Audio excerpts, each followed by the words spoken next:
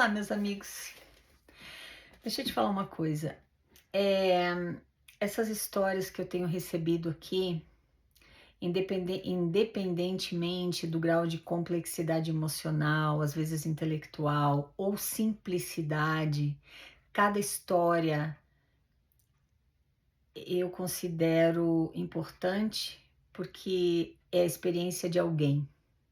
É a experiência de alguém que está abrindo o coração e relatando aquilo que ela quer que seja conhecido por outras pessoas, tá? Como o depoimento da nossa brasileirinha de hoje é um depoimento tão simples, mas foi a experiência dela e é importante a gente conversar sobre como cada um experimenta a igreja, né?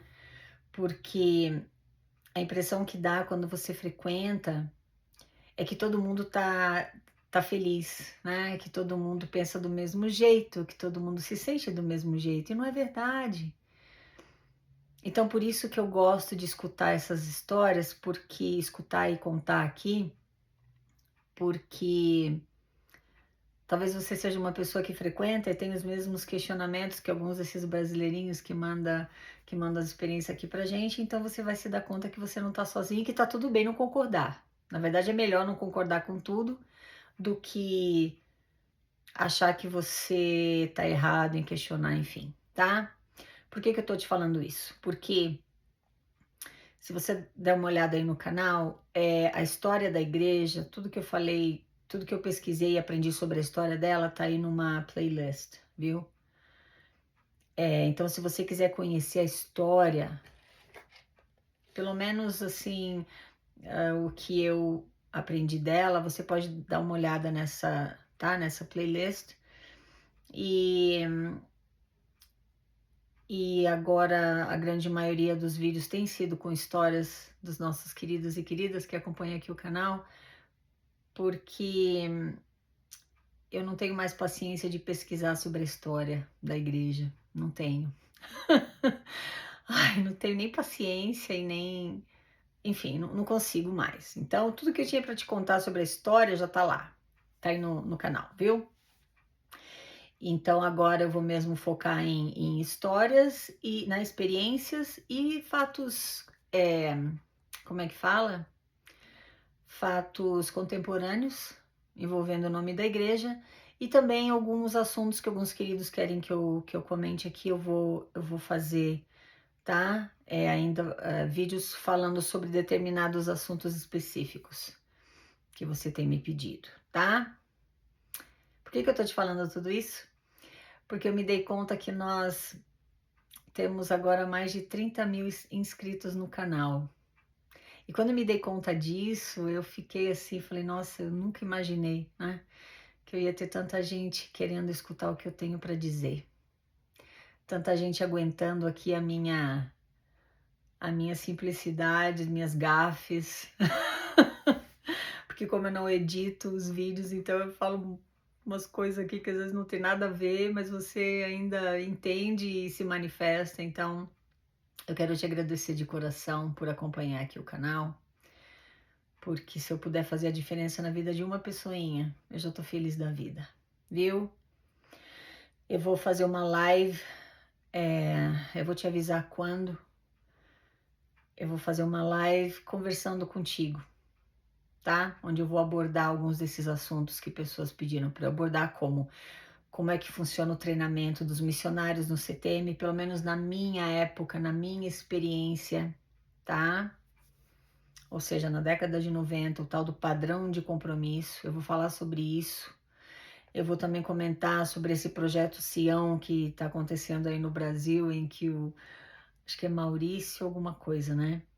Ele alega ter recebido as páginas, eu acho, perdidas do livro de Mormon, alguma coisa assim. Pediram para eu comentar sobre isso, então eu vou nessa live, tá? Vai ser uma live.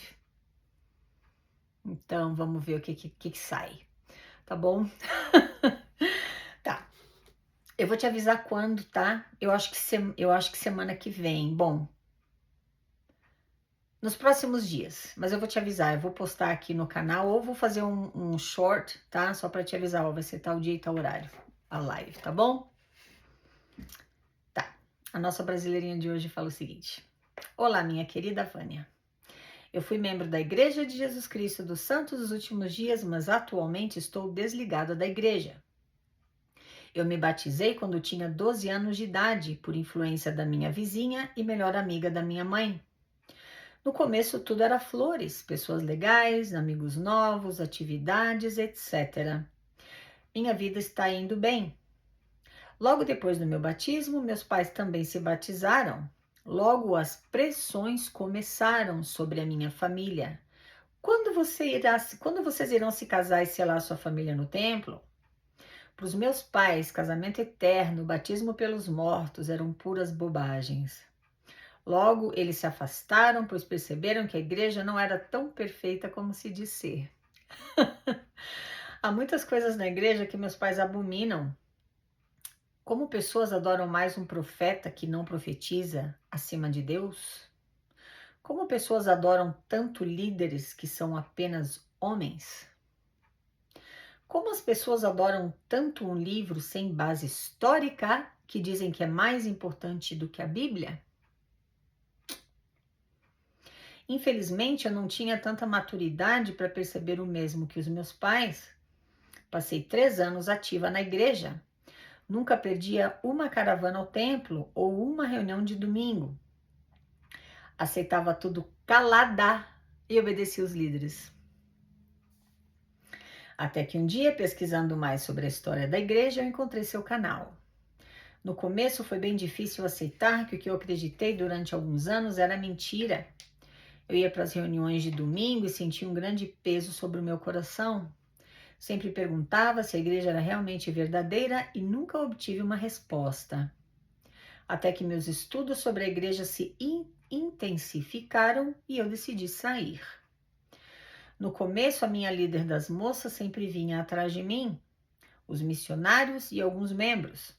E eu falava a verdade, que não acreditava mais nas coisas da igreja. Mas sempre eles diziam: irmã, ore e Deus lhe contará a verdade. Ai, ai. Minha mãe, depois de ver toda essa insistência por parte das pessoas da igreja, ameaçou abrir um processo e eles pararam de vir atrás de mim. Mas há 2 meses atrás, uma dupla de missionários veio até minha casa e eu acabei aceitando conversar com eles. Eu acabei aceitando conversar com eles. Me fizeram um convite para as aulas de espanhol na capela e eu acabei aceitando ir. Grande erro meu. Hoje em dia me sinto pressionada a voltar para a igreja. Às vezes eu penso em voltar, mas lembro dos seus vídeos e de tudo que eu pesquisei. E lembro quão suja é a história da igreja e me dá náuseas. Sou grata ao universo por ter lhe conhecido e conhecido as verdades da igreja. Querida, obrigada, viu, pelo teu depoimento aqui tão simples e que me chamou a atenção para alguns fatores. Ai, tem que rir para não chorar, né? Ai, meu Deus. Tá. Então ela fala aqui que ela se batizou na igreja e no começo tudo flores e enfim, né? Pessoas legais, amigos novos, atividades, tudo aquilo, tá? Os pais dela acabaram se batizando também e logo começaram as pressões sobre quando eles vão se casar e se casar no templo, né? E selar a família no templo. Eles acabaram se afastando, os pais dela, porque eles viram que a igreja não era tão perfeita. Como é que ela fala aqui? Perceberam que a igreja não era tão perfeita como se diz ser. Quando você se batiza na igreja e você assume todos aqueles compromissos, você acredita, eles te fazem acreditar que você está assumindo compromissos com Deus e agora o que Deus quer de você como parte desse compromisso é você passar pelo templo, você fazer tua investidura, selar tua família, porque como eu falo para você, a coisa mais importante para a igreja, presta atenção, é a frequência ao templo. Por quê? Porque é ali que você vai assumir os compromissos mais sérios como membro da igreja. Dentre esses compromissos, você vai entregar teu tempo, teus bens, teus talentos e tua energia para a Igreja de Jesus Cristo dos Santos dos Últimos Dias, para o avanço do reino de Deus na Terra, alguma coisa assim. Presta atenção aqui comigo. Se eu abrir uma empresa amanhã, uma empresa qualquer do mundo corporativo, e eu te convencer a você me entregar teu tempo, teus bens, teus talentos e a tua energia, eu vou enriquecer as tuas custas, amigo. Porque eu não vou te pagar.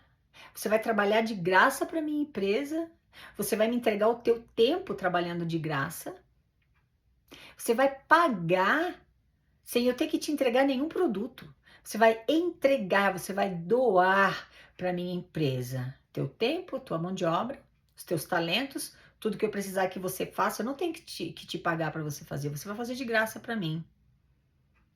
Teus bens, bora me entregar 10% do teu salário todo mês.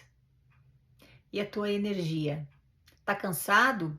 Vai fazer, tem que fazer, não importa. Quer descansar no domingo porque trabalhou a semana inteira?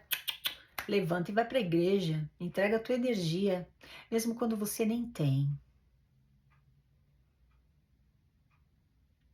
Então é muito mais do que dízimo. Dinheiro você recupera, tempo, energia talvez, mas tempo gastou, já era, não volta mais. Então eles têm que fazer essa pressão de que você precisa entrar no templo se você quiser ter uma família eterna, esse é o produto. O bom desse produto é que você só vai receber numa outra vida, calma. Quer ser abençoado? Não vem me pedir ajuda financeira. Peraí, não é assim. Você tem que ter fé e tem que pedir para Deus. Talvez as tuas ofertas tenham que ser mais generosas. Quer ser abençoado mesmo? Tem que fazer missão e dedicar 2 anos ou 1 ano e meio da tua vida, trabalhando 60 horas por semana, porque quem vai te abençoar é Deus, não sou eu, não é a minha igreja, não é a minha empresa. Ai, como eu queria ter visto tudo isso anos atrás. Mas enfim, tá, tudo bem. Os pais dela ela fala assim que os pais dela acham casamento eterno, batismo pelos mortos, puras bobagens. E elas são bobagens.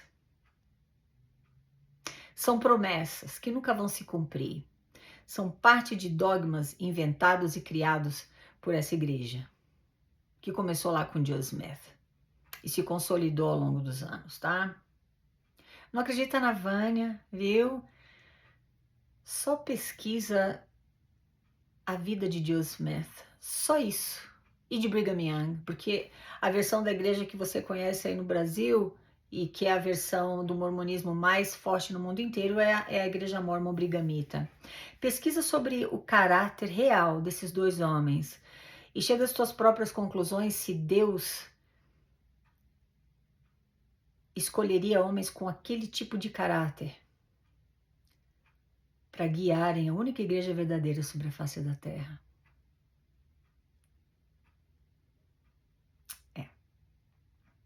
Aí ela fala assim aqui, ó.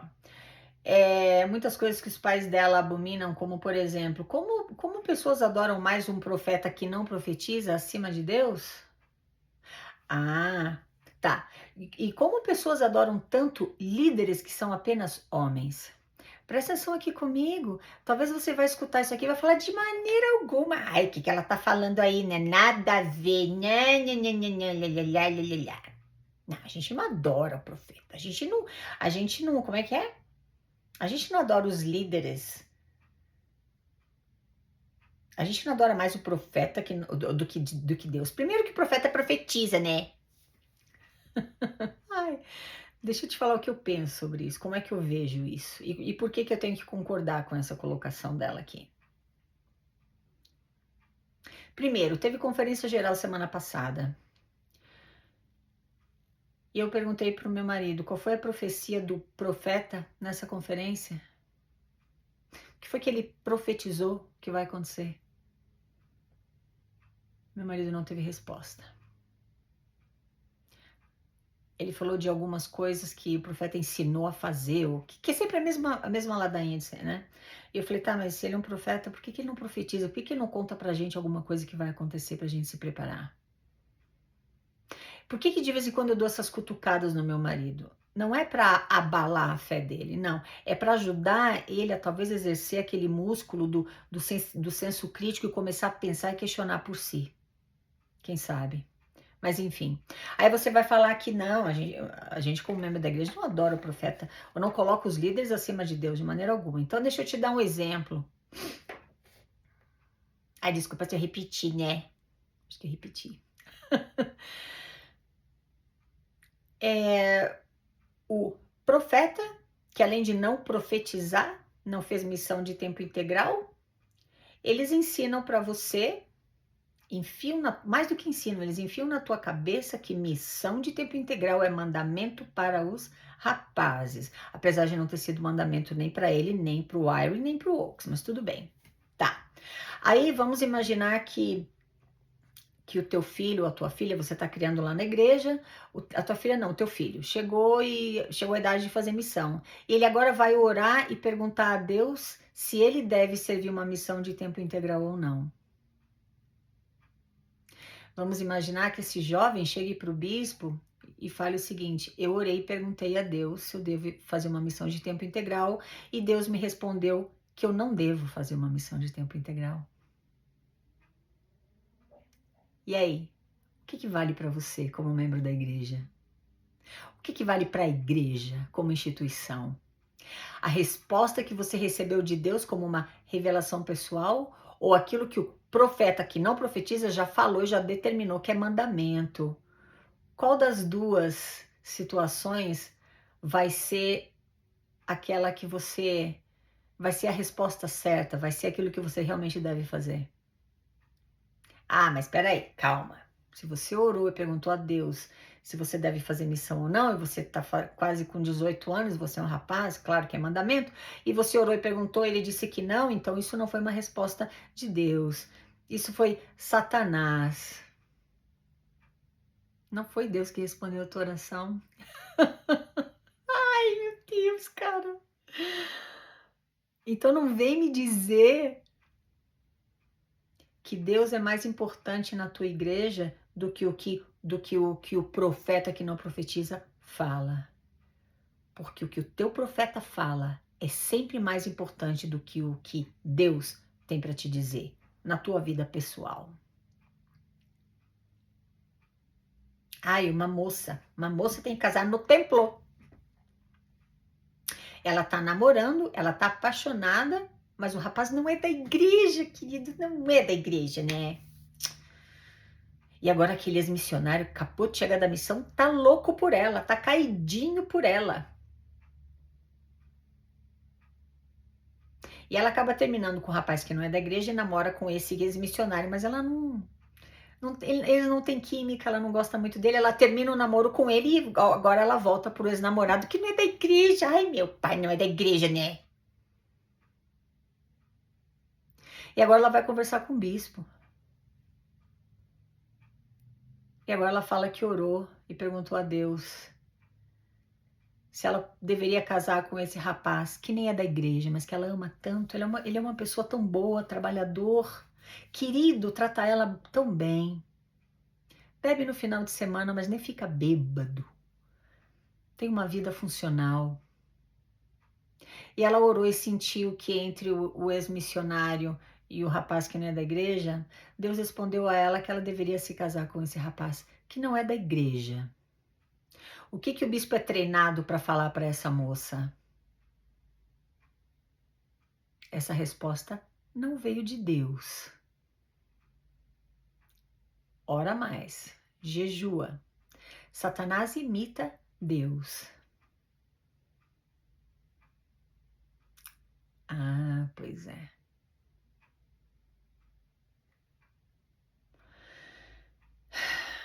E aí, digamos que ela, hipoteticamente, ela acaba então seguindo porque ela tem que abaixar a cabeça e dizer sim, andar na linha.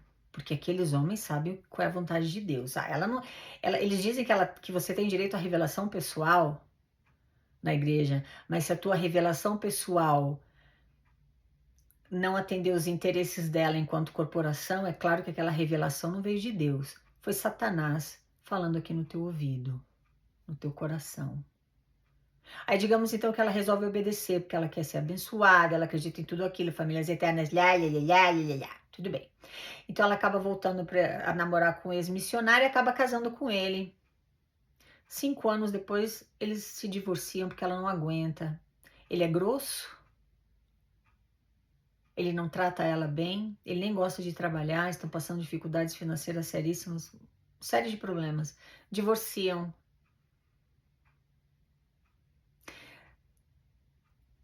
Um dos dois deve ter feito alguma coisa errada, provavelmente ela, para o casamento não ter dado certo, porque é claro que um casamento eterno, ele é abençoado por Deus de uma forma que um casamento que não é feito no templo, não é.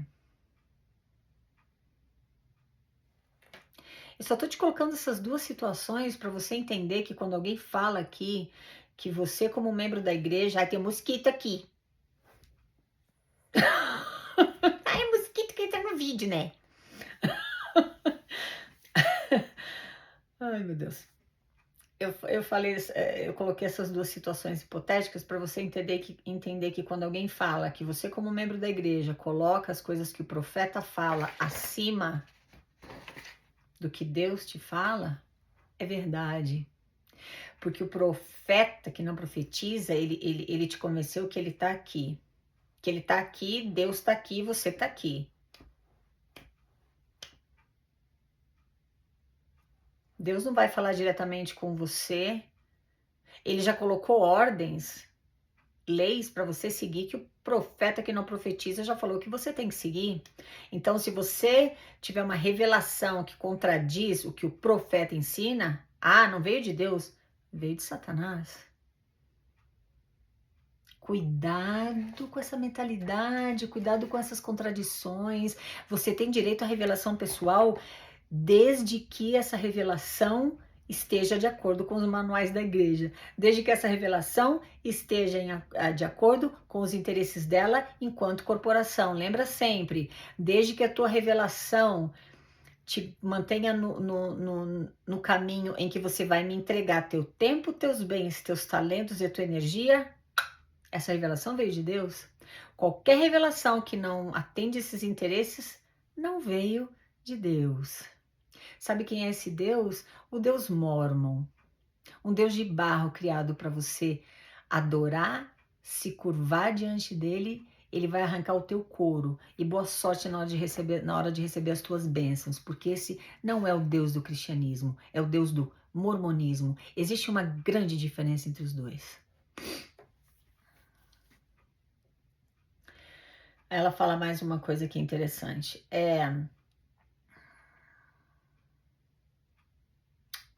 Peraí, né? Como é que eles... Ai, peraí, né? Deixa eu achar aqui. Como é que eles acreditam... tá. Como é que as pessoas adoram tanto um livro sem base histórica que dizem que é mais importante que a Bíblia? Outra verdade. O livro de Mórmon não tem embasamento histórico, o livro de Mórmon é um livro de ficção, nenhum daqueles personagens jamais existiu e vai chegar o dia em que a igreja vai ter que te falar isso escancaradamente e admitir, mas claro que não vai admitir de uma forma que te faça perceber que eles mentiram para você durante mais de 100 anos. Eles vão devagarzinho mudar a maneira como você vê o livro de Mórmon. É um livro que foi inspirado por Deus. Não foi traduzido. Ai, ai. Então, como é que um livro sem base histórica pode ser mais importante do que a Bíblia? Que tem embasamento histórico. Ela tem contradições? Tem. Por quê? Porque ela foi escrita por homens, ela foi traduzida, tem várias versões diferentes dela, mesmo na versão do Rei Tiago, né? Tradução de João Ferreira de Almeida, que é aquela versão que a igreja usa aí no Brasil, e acho que no mundo inteiro. Existem contradições, mas tem embasamento histórico a grande parte dela. Agora, o livro de Mormon tem zero embasamento histórico, mas ele é mais importante do que a Bíblia. Segundo Joseph Smith, ele é o livro mais correto da face da Terra. Quanta honestidade, né? Por parte dessa corporação chamada Igreja de Jesus Cristo dos Santos dos Últimos Dias. Aí ela diz aqui que deixou de frequentar, porque começou a pesquisar história, não gostou e se sentiu desconfortável, parou de frequentar a igreja, mas os missionários foram atrás dela depois, porque tem que reativar. Ai, tadinhos os missionários. Ai, convidaram ela para ir fazer aula de espanhol na capela, a gente tá dando aula de espanhol, bora? Aí ela vai, na ingenuidade de jovem, ela vai lá. A intenção não é ensinar espanhol para ela a um nível que ela se torne fluente e possa realmente usar aquilo na sua vida profissional. Me conta se você teve essa experiência na igreja, indo aprender inglês ou espanhol, se você conseguiu aprender e se tornou fluente a um ponto em que você pode usar na tua vida profissional. Me conta, porque eu vou adorar saber. O que eu sei até agora, o que eu vi até agora ao longo dos anos é que quando eles oferecem aula de inglês ou de espanhol, o objetivo é só, isso é só uma isca para você morder. Pum, agora você está ali naquele meio, você está ali com os missionários e agora eles vão te ajudar, eles vão fazer de tudo para te reativar ou se você não é membro, para você se batizar na igreja. Lembra sempre, você quer ter sucesso profissional? Você quer enriquecer? Você quer se tornar multibilionário? Sabe o que você faz? Eu vou te dar a receita, anota aí. Recruta pessoas e convence elas de uma forma muito poderosa a te entregarem o tempo, os bens, os talentos e energia delas. Porque quando você conseguir convencer o número suficiente de pessoas a fazerem essas 3 coisas por você, agora você vai se tornar multibilionário. É só uma questão de tempo, viu? A Igreja de Jesus Cristo dos Santos dos Últimos Dias é um grande exemplo disso. Ela tem hoje um capital avaliado em 263 bilhões de dólares. Segue o exemplo do profeta que não profetiza se você quiser enriquecer, porque é só para isso que ele serve. Para te mostrar o modelo perfeito de uma empresa corporativa. Um exemplo que você não, o exemplo de uma empresa que nunca vai falir, porque sempre vai haver pessoas de boa fé neste mundo. É isso aí. Muito obrigada por me escutar, meus queridos. Falamos na próxima. Tchau, tchau.